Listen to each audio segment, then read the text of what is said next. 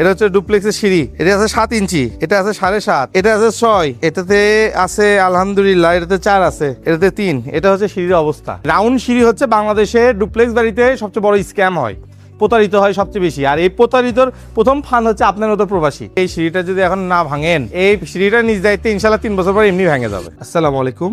আপনারা যারা চিন্তা করেন যে প্রবাসে বসে আমরা প্ল্যানিং ডিজাইন করব আর এলাকা ভিত্তিক কোনো একটা লোকাল কন্ট্রাক্টরকে দায়িত্ব দিয়ে দিব, তাহলে আমার বাসাটা সুন্দর হয়ে যাবে, এরকম চিন্তা করে থাকেন, তাহলে আপনারা একদম ভুলের স্বর্গে বাস করছেন। এবং আপনার যে লক্ষ কোটি টাকা খরচ বা লক্ষ কোটি টাকার বিপদ যে ডেকে আনছেন, সেটা হচ্ছে আজকের এই প্রজেক্টটা একটা বাস্তব উদাহরণ। আমরা আজকে যে প্রজেক্টটা অবস্থান করছি, এটা হচ্ছে ঢাকার দোহারে। আর এই প্রজেক্টের যেই ক্লায়েন্ট, উনি প্রবাসে থাকেন, সিঙ্গাপুরে থাকেন। উনি দেশের বাইরে যখন থাকতেন, বাংলাদেশের একটা আর্কিটেকচারাল ফার্মের কাছ থেকে পুরো বিল্ডিং এর প্ল্যানিং ডিজাইনটা করে নেন। উনি প্ল্যানিং ডিজাইন করে নেওয়ার পরে উনি ওনার এলাকার একজন মিস্ত্রিকে দিয়ে উনি কাজ করাই নেন, এবং কাজ করানোর পরে যা বেহাল অবস্থা পুরো বিল্ডিং এর, সিঁড়িটা ওনার ভাঙতে হবে।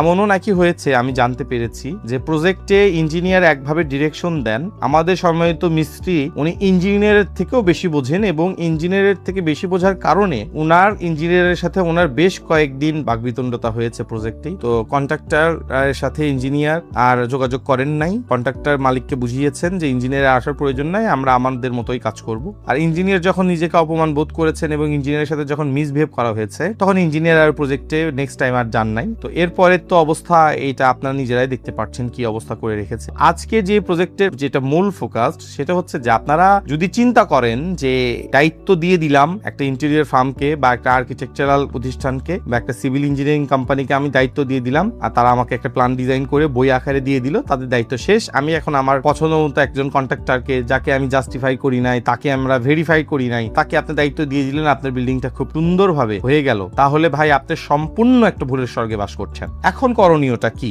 আমরা কি করতে পারি? এখন করণীয়টা হচ্ছে আপনারা যে প্রতিষ্ঠানের কাছ থেকে বিল্ডিং প্ল্যানিং ডিজাইন করে নিবেন, সেই প্রতিষ্ঠানের কাছ থেকেই সুপারভিশনটা অবশ্যই নিবেন। আমরা কি করি, সুপারভিশনে অল্প কিছু টাকার ভয়ে সুপারভিশন সার্ভিসটা নেই না। কিরকম সুপারভিশন সার্ভিসটা? আপনি প্ল্যানিং ডিজাইন করিয়েছেন, শেষ দায়িত্ব শেষ, এরপরে ছাদ ঢালাইয়ের সময় আসার প্রয়োজন নাই, বেস খোঁড়ার সময় আসার প্রয়োজন নাই, রড বাইন্ডিংস এর সময় আসার প্রয়োজন নাই, পুরো সময় আসার প্রয়োজন নাই। কেন আসার প্রয়োজন নাই? ওই যে আপনাকে নিয়ে আসলে যে আমার একটা পয়সা দিতে হয়, তো মিস্ত্রি তো আপনাকে বলেছে ইঞ্জিনিয়ার আসার প্রয়োজন নাই। তো এই হচ্ছে অবস্থা, বাংলাদেশের একটা প্র্যাকটিস। তো আপনারা যদি চিন্তা করেন যে এখন ওনার কত টাকা খরচ হতে পারে, উনি বলতেছে ভাই আমার প্রায় 8-10 লক্ষ টাকার মতো ক্ষয়ক্ষতি হয়ে গেছে অলরেডি। তো আপনার সামান্য একটা ইঞ্জিনিয়ারকে যদি আপনি 20,000-50,000 টাকা দিয়ে যদি কন্ট্যাক্ট করতেন যে ভাই আমার প্রজেক্টটা সুপারভিশন আপনার করে দিতে হবে, বা 1 লক্ষ টাকা দিয়ে যদি আপনি কন্ট্যাক্ট করতেন, তাহলে কিন্তু আজকে আপনার এই প্রবলেমগুলো ফেস করতে হতো না।